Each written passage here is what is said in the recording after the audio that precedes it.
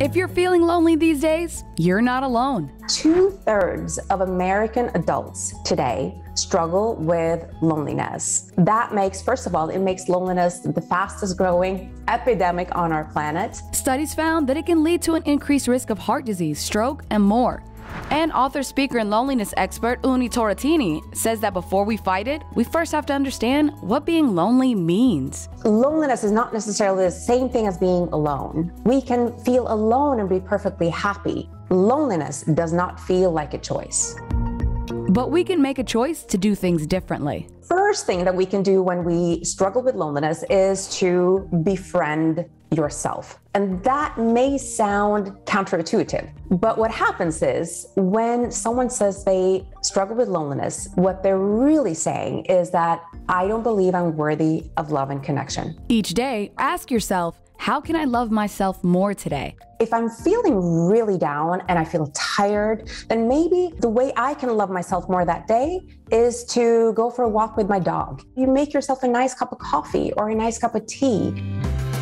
And then number 2, fire bad friends. Take an inventory of the people in your life. And then ask yourself for each one of them, how do I feel after I've spent some time with these people? Being surrounded by people who don't make you feel good or energized will leave you feeling lonely. And so what I suggest to do is that you don't have to burn any bridges, but take some distance to the ones that make you feel bad, and then you try to spend more time with those that increases your relational energy. So you've befriended yourself and weeded out the bad seeds. Now it's time to start getting out there. Own your talents and accomplishments, because everyone wants to hang out with and spend time with people who are confident. Confidence is attractive. We all have something we're good at, so make a list of a few things you're proud of. And then own it, and then give us what you got. Because not only does the world need your contribution, but contributing makes you feel seen, heard, and valued. It makes you feel like you matter.